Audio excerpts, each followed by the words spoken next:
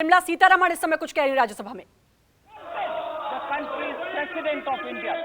I demand an apology from the president of the Congress party, who herself being a woman, has allowed her leader in the Lok Sabha to speak insultingly about our Rashtrapati. Srimati Sonia Gandhi should come before the nation and apologize to the Rashtrapati and also to the entire country for the insult that her own leader, in the entire country, for the insult that her own leader in the Lok Sabha has very generously. It is not a slip of the tongue. It was a deliberate ploy to insult the Rashtrapati, and this is unacceptable.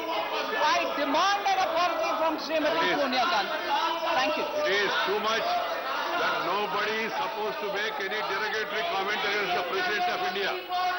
Making such comments is bad. Even the Constituent Assembly, this matter was discussed and it was stated Rashtrapati has to be used, and I don't know why it has happened, and it is wrong. I have told you to go back to your seats. Don't show the placards. You don't want it, then they are protesting against loose comments made against the president. Not in the house, outside. The house is adjourned to meet at 12 o'clock. तो राज्यसभा की कार्यवाही भी अब स्थगित हो गई है, आपको बता दें। और यहाँ पर भी आपने निर्मला सीतारमण को सुना, बिल्कुल वही बात जो स्मृति ईरानी ने कही। कांग्रेस माफी मांगे, सोनिया गांधी माफी मांगे, आदिवासी गरीबों से कांग्रेस माफी मांगे। वेंकैया नायडू को भी आपने सुना, वो भी यही कहते हैं ऐसा क्यों हुआ, लेकिन ऐसा नहीं होना चाहिए। और अब राज्यसभा की कार्यवाही भी स्थगित कर दी गई है। लोकसभा में स्मृति ईरानी ने कांग्रेस पर हमला बोला, जिसके बाद लोकसभा की कार्यवाही 12 बजे तक के लिए स्थगित, और बिल्कुल ठीक वैसा ही राज्यसभा में भी हुआ। और अब राज्यसभा भी स्थगित कर दी गई है। आपको बता दें, अधीर रंजन चौधरी के बयान के बाद ये पूरा मुद्दा उछला है और ये पूरा हंगामा हुआ है। हालांकि अधीर रंजन चौधरी का ये कहना है कि मुझसे गलती हो गई, उन्होंने इस पर सफाई भी दी। और इस वक्त की बड़ी खबर जो आपको बता रहे हैं, अब राज्यसभा भी स्थगित हो गई है। रमन मेरे सहयोगी जुड़े हुए हैं। रमन, पहले लोकसभा और अब राज्यसभा में भी वही मुद्दा और राज्यसभा भी स्थगित। देखिए, बीजेपी ने एक रणनीति के तहत दोनों सदनों में इस मामले को पुरजोर तरीके से उठाया और बीजेपी की दो बड़ी नेता स्मृति ईरानी, निर्मला सीतारमण, स्मृति ईरानी ने लोकसभा में उठाया तो निर्मला सीतारमण ने राज्यसभा में उठाया, और एक संदेश देने की कोशिश भी की निर्मला सीतारमण के जरिए कि जिस महंगाई के मुद्दे पर लगातार विपक्ष चर्चा कराने की मांग कर रहा था और सरकार कल तक ये कह रही थी कि वित्त मंत्री के ठीक होने के बाद सरकार इस मुद्दे पर चर्चा कराने के लिए तैयार है, वो वित्त मंत्री अब आ चुकी हैं। और अधीर रंजन चौधरी के बयान पर सोनिया गांधी से माफ़ी की मांग कर उन्होंने एग्रेसिव तौर पर ये कहने की कोशिश की कि जब भी चर्चा होगी सरकार की तरफ से पुरजोर तरीके से जवाब दिया जाएगा। अधीर रंजन चौधरी ने भले ही कहा कि स्लिप ऑफ टंग हुआ है, उनसे गलती हुई है, लेकिन चूंकि एक देश की सर्वोच्च महिला के सम्मान में एक मुद्दा ऐसा है, सेंसिटिव मुद्दा है, जिसके बारे में ये कह सकते हैं कि एक नहीं 2 या 3 बार अधीर रंजन चौधरी से स्लिप ऑफ टंग नहीं हो सकता।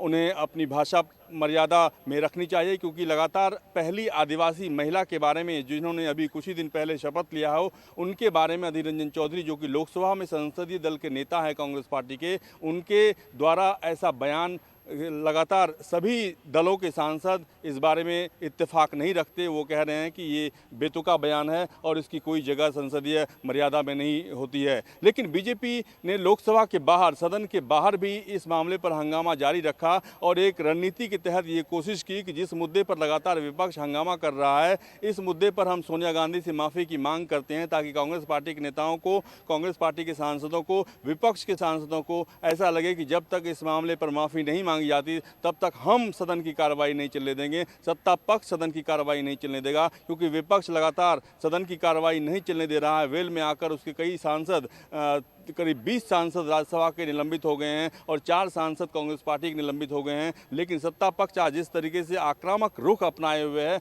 उसको देखकर ऐसा लग रहा है कि आने वाले समय में भी इस मुद्दे को उठाना वो जारी रखेंगे। बिल्कुल रमन, और बिल्कुल आप इतने दिनों से मॉनसून सत्र चल रहा है और तब ये देखा गया कि लगातार विपक्ष हंगामा कर रहा था और हंगामे के चलते स्थगित हो रही थी लोकसभा राज्यसभा, लेकिन आज बिल्कुल उल्टा देखने को मिला है और सत्ता पक्ष ही अब जोरदार हंगामा कर रहा है। देखिए, अचानक पासा पलट गया, क्योंकि अभी तक गांधी प्रतिमा के सामने जो विपक्ष के सांसद थे वो धरना दे रहे थे। उनके समर्थन में जो दूसरे राजनीतिक दल के सांसद हैं वो जा रहे थे, वहां बैठ रहे थे, उनके प्रति समर्थन जता रहे थे। ऐसा लग रहा था कि इस मुद्दे पर एक बार फिर से राज्यसभा और लोकसभा के अंदर हंगामा होगा, इस मामले को उठाया जाएगा। लेकिन अचानक बीजेपी के सांसद, महिलाएं खासतौर पर बड़ी तादाद में लोकसभा के गेट नंबर 1 पर आईं और वो सोनिया गांधी और अधीर रंजन चौधरी पर कार्रवाई करने की मांग करने लगी, सोनिया गांधी से माफी मांगने की मांग करने लगी और कहा कि देश के राष्ट्रपति के बारे में जिस तरीके का बयान है वो आपत्तिजनक है। उसके बाद से ही ऐसा लगा कि बीजेपी की रणनीति है कि इस मामले को पुरजोर तरीके से लोकसभा और राज्यसभा में उठाया जाएगा, और हमने देखा कि स्मृति ईरानी ने लोकसभा में और निर्मला सीतारमण ने राज्यसभा में उठाया। बिल्कुल, और काफी हंगामा हुआ। स्मृति ईरानी और निर्मला सीतारमण ने क्या कुछ कहा लोकसभा और राज्यसभा में, वो सुनाते हैं आपको। कांग्रेस के पुरुष नेताओं ने द्रौपदी मुर्मू को कठपुतली कहा। कांग्रेस के घृणित कार्य करने वाले पुरुष नेताओं ने द्रौपदी को अमंगल का प्रतीक कहा। और कल कांग्रेस के नेता सदन ने देश की राष्ट्रपति को राष्ट्रपत्नी कहकर संबोधित कर उनका अपमान किया। कांग्रेस पार्टी आदिवासी महिला का ये सम्मान पचा नहीं पा रही।